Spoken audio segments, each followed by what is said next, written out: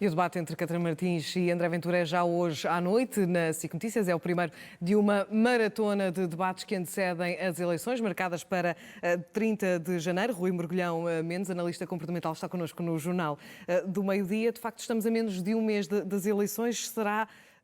Serão imensos os debates que vão colocar os líderes partidários frente a frente em debate. A que é que os eleitores vão estar atentos para decidir nas próximas eleições? Olá, bom dia. Obrigado pela oportunidade. Bom, o processo de decisão não é um processo simples. Normalmente, nestas questões políticas e questões desportivas, nós estamos muito ancorados às nossas escolhas. Contudo, desde a percepção da face do candidato, a que nós percepcionamos através da face o que é que aquela pessoa nos pode indicar, começamos a decidir a partir daí, da voz, de toda a parte da comunicação, toda a eloquência da comunicação faz para nós um processo de escolhas. Depois as dissonâncias cognitivas, como é que nós vamos a favor ou contra aquilo que são os nossos princípios e as nossas bases de entendimento àquilo que nos é proposto, muitas vezes também entram aqui em contexto. Diria e salientava que este contexto que nós vivemos também pode ter algum peso nestas decisões de como é que as pessoas vão, de facto, fazer as suas opções.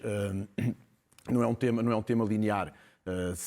Teremos que ver os debates, teremos que ver o que vai mudar, porque a grande tendência é que as pessoas não mudam muito. Há uma franja que está muito agarrada àquilo que são as suas escolhas iniciais e nós tendencionalmente mantemos essas escolhas, mais não seja até por validação daquilo que são as nossas convicções. E só vamos mudar, de facto, se houver algumas coisas de peso e essa comunicação daquilo que nos vai ser trazido pelos candidatos pode apanhar ali uma franja daquele eleitorado que não esteja 100% convicto das suas escolhas ou que seja mais racional, se calhar, na sua decisão e não numa decisão tão emocional, porque muitas destas decisões que nós tomamos são de âmbito emocional. Portanto, é um pouco aquilo que nos está mais ligado e não, se calhar, tanta racionalidade.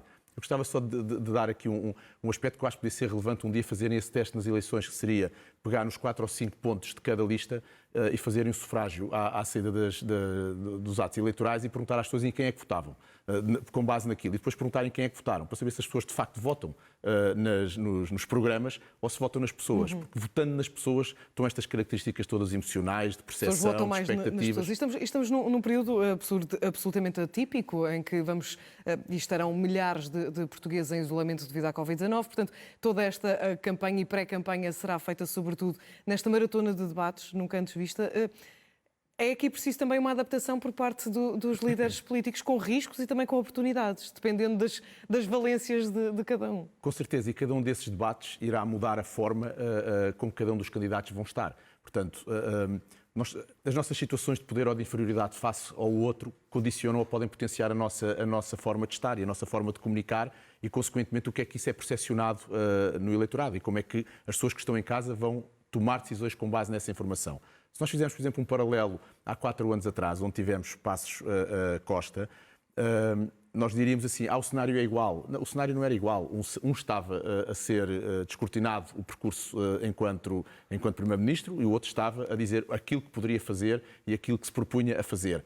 Estas situações de poder, ou face ao poder ou à inferioridade, potenciam ou condicionam a nossa forma de comunicar. Este ano vamos ter o António Costa numa posição inversa à dos últimos 4 anos, onde não vai estar agora numa posição mais de confronto, vai estar se calhar numa posição a ser sufragado pelos outros, onde toda a sua comunicação muda. Depois vai ser interessante, certamente, perceber como é que a relação entre estes vários candidatos se vai estabelecer quando estão perante aqueles que eles julgam que são do seu campeonato, passa aqui a expressão, ou se estão numa situação superior ou de inferioridade. Eu diria que o André Ventura, se calhar, vai ter um tipo de comunicação com a Catarina Martins, que vai ter hoje o debate, se calhar muito mais próximo, no ponto de vista de embate daquilo que são as expectativas de cada um deles, do que se calhar se for ter depois com o PAN ou com a Iniciativa Liberal, onde ele possa Ou seja, será um debate, espera-se um debate agarrido, uma vez que está em causa, estão os dois partidos que estão a lutar para ser a terceira força política, e conhecendo o estilo de André Ventura, será um debate com muita guerra, digamos Acho que sim, assim. são pessoas. Nós também temos que perceber um bocadinho e analisar quais são os perfis de comunicação de cada um deles. Sendo, como disse, o conteúdo e o contexto muda e pode mudar a forma de facto deles comunicarem, mas hoje será certamente um debate a seguir com algum interesse. Temos um André Ventura sem medo de confronto, portanto uma pessoa que vai bem ao confronto, mesmo quando estando em picos mais altos de confronto, consegue manter ali algum controle emocional, o que não é fácil. Nós, quando muitas das vezes elevamos o nosso estado, perdemos por vezes o controle emocional. O André Ventura consegue, nesses picos, manter ali alguma segurança, algum controle sobre aquilo que está a discutir. Do outro lado, uma Catarina Martins também fala bem, tem uma boa eloquência, gesticula bem, pauta bem todo o discurso. Tanto um como o outro não são muito, como é que eu vou dizer, não estão muito condicionados e agarrados às formas corporais ou o que é que eu levo aos outros, porque isso também é uma falácia, dizer, ponham as mãos nesta forma, ponham isto, adotem este tipo de comportamento, porque quando a pressão cognitiva aumenta, tudo aquilo que nós levamos treinado desapareceu e a autenticidade, muitas das vezes, é a melhor forma de nós levarmos ao outro aquilo que nós queremos comunicar. Nós, seres humanos, temos muito essa capacidade de percepcionar o que é que nos está a ser comunicado. Muitas das vezes ficam aquelas questões de que houve aqui qualquer coisa que não bateu bem, que não foi bem percepcionado, quando existem essas incongruências entre aquilo que nós comunicamos verbalmente e aquilo que comunicamos não verbalmente. E aqui, tanto um como o outro, são dois bons comunicadores, prevê-se que possa ser um debate interessante, onde certamente aquilo que poderá haver uma maior, se calhar, fricção ou afastamento, é que julgo que a Catarina Martins irá partir para um discurso que seja mais de base de discussão política e o André Ventura, se calhar, para questões mais sociais. É aqui um bocadinho esta questão, porque a ressonância no outro tem um impacto muito interessante. E o André Ventura, muitas das vezes, e aqui sem tomar partidos, diz aquilo que as pessoas gostam de ouvir. E isso ecoa bem na outra parte. As pessoas identificam-se com aquilo. Por isso eu gostava de perceber como é que há uma disfunção entre esta decisão e o que é racional e o que é emocional. E perceber como é que esse apelo vai ser feito. E olhando para os casos dos dois candidatos a primeiro-ministros, Rui Rio e António Costa, que terão inúmeros, uma quantidade inédita de frente a frente pela frente, olhando para as características dos dois, o que é que se espera? Quem é que está mais bem preparado para enfrentar estes debates? Bom, eu acho que preparados estão eles pelo palco que têm tido nestes registros, não vai ser nenhuma tormenta para nenhum deles. O António Costa é uma pessoa que normalmente comunica bem com o corpo, tem à vontade, tem presença.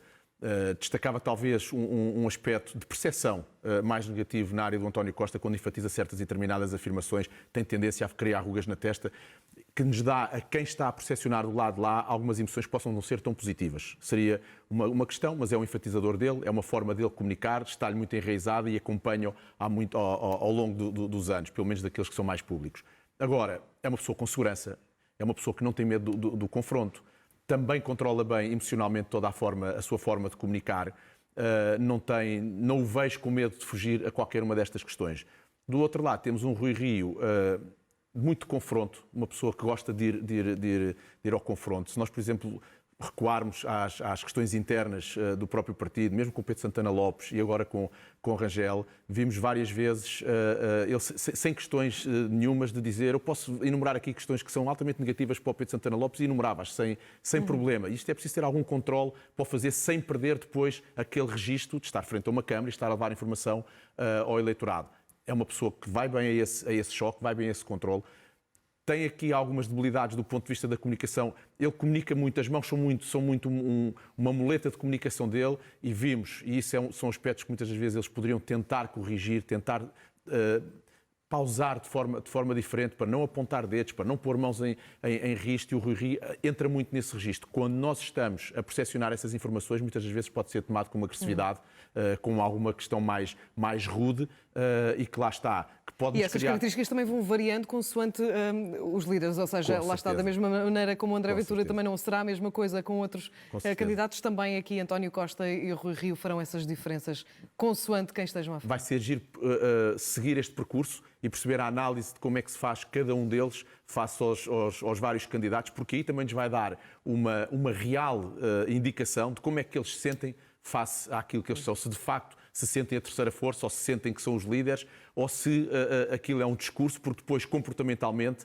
aquilo que eles dizem não acompanha aquilo que eles pensam. E teremos a oportunidade para irmos analisando esses debates. Rui Mergulhão Mendes, muito obrigada pela presença no Jornal do Meio-Dia.